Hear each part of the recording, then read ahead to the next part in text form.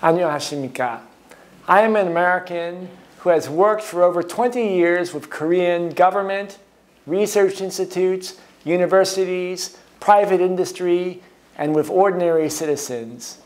We have just heard the speech of Donald Trump, the President of the United States, to the Korean National Assembly. President Trump has laid out a dangerous and unsustainable vision for the United States and for Korea and Japan, a path that runs towards war and towards massive social and economic conflict, both domestically and internationally. The vision he offers is a frightening combination of isolationism and militarism, and it will encourage other nations to follow such ruthless power politics without any concern for future generations. Before the U.S.-Korea Security Treaty was signed, there was a United Nations Charter signed by the United States, Russia, and China. The United Nations Charter defined the role of the United States, China, Russia, and the other nations of the world as the prevention of war and the active effort to address the terrible economic inequity that leads to wars. Security must start there, with the vision for peace and for cooperation.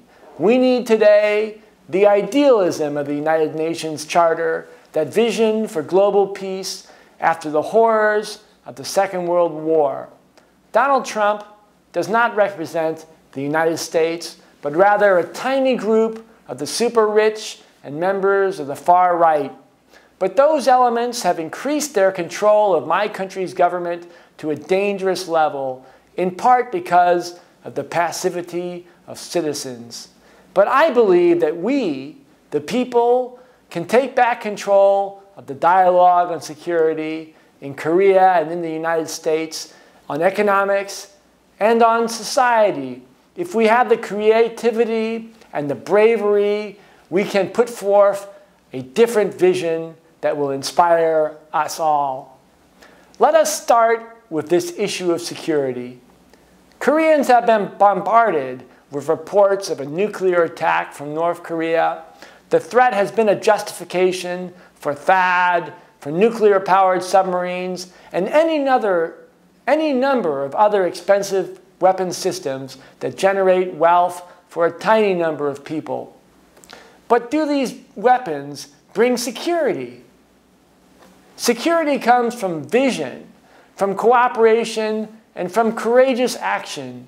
Security cannot be purchased. No weapon system will guarantee security. Sadly, the United States has refused to engage North Korea diplomatically for years, and American passivity and arrogance has led us to this dangerous situation. And the situation is even worse now because the Trump administration no longer practices diplomacy. The State Department has been stripped of all authority, and most nations do not know where to turn when they want to engage the United States. The building of walls, seen and unseen, between the United States and the world is our greatest worry. God did not give the United States a mandate to remain in Asia forever. It is not only possible, but imperative for the United States to cut down its military presence in the region and to reduce its nuclear weapons and conventional forces as a first step towards creating a positive cycle that will improve relations with North Korea, with China, and with Russia. North Korea's testing of missiles is not a violation of international law. Rather, the United Nations Security Council has been manipulated by powerful forces to support positions that no longer make any sense. The first step towards peace starts with the United States. The United States, my country, must follow its obligations under the Non-Proliferation Treaty and begin once again to destroy its nuclear weapons and to set a date in the near future for the total destruction of all remaining nuclear weapons. The dangers of nuclear war have been kept from Americans. But if informed of the truth, I am certain that Americans will overwhelmingly support the signing of the UN treaty to ban nuclear weapons.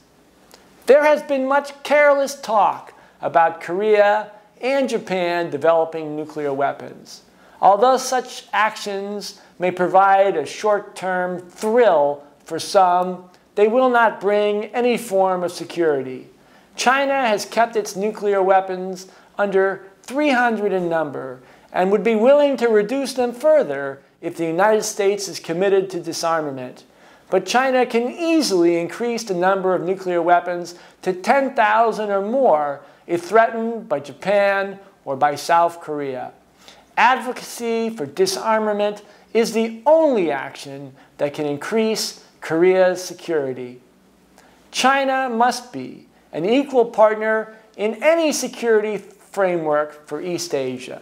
If China, quickly emerging as a dominant global power, is left out of a security framework, that framework is guaranteed to be irrelevant, or even worse, dangerous. Moreover, Japan also must be included in any security framework for the region. We must bring out the best of Japan's culture, its expertise on climate change, and its tradition of peace activism through such collaboration. The banner of collective security must not be used as a rallying call for ultranationalists dreaming of some warrior Japan, but rather as a means of bringing out Japan's best, its better angels. We cannot leave Japan to itself. There is also a role for the United States in East Asia, but it is not ultimately concerned with missiles or with tanks. The United States' role must be transformed radically. The United States must focus on coordinating the response to the threat of climate change. We must reinvent the military and redefine security for this explicit purpose. Such a response will demand cooperation, not competition. Such a shift in the definition of security requires true bravery. To reinterpret the mission for the Navy, the Army, the Air Force, and the intelligence community so as to focus on helping citizens to respond to climate change and rebuild our society will be an act that demands amazing bravery, perhaps more bravery than fighting on a battlefield. I have no doubt that there are those in the military and elsewhere who have that sort of bravery, and I call upon you to stand up and demand that we face the threat of climate change face on in the midst of this grotesque mass denial. We must fundamentally alter our culture, our economy, and our habits. The former U.S. head of the Pacific Command, Admiral Sam Locklear, declared that climate change is the overwhelming security threat, and he was completely correct. But our leaders should not see being popular as their job. I could care less how many selfies you take with young students.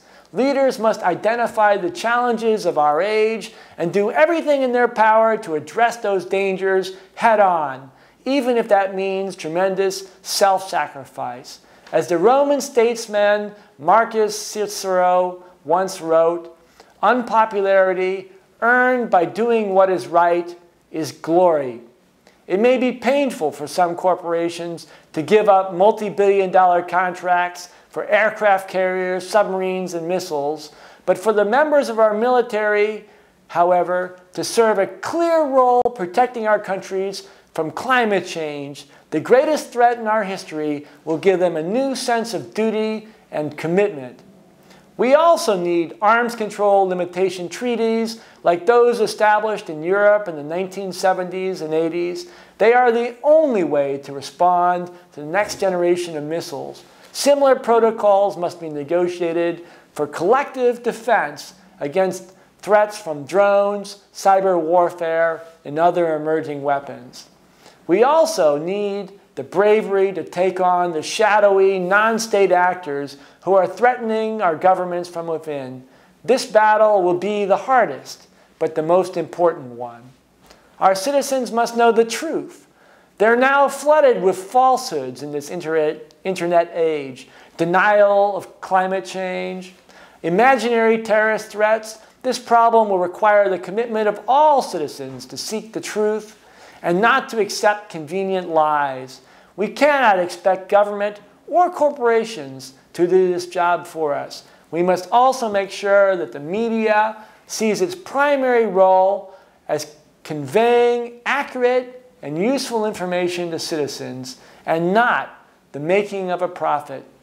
The foundations for the United States-Korea relationship must be grounded in exchanges between citizens, not weapon systems or massive subsidies for international corporations. We must have exchanges between elementary schools, between local NGOs, between artists, writers, social workers, exchanges that extend for years and for decades. We cannot rely on free trade agreements that benefit primarily corporations and that often damage our precious environment to bring us together.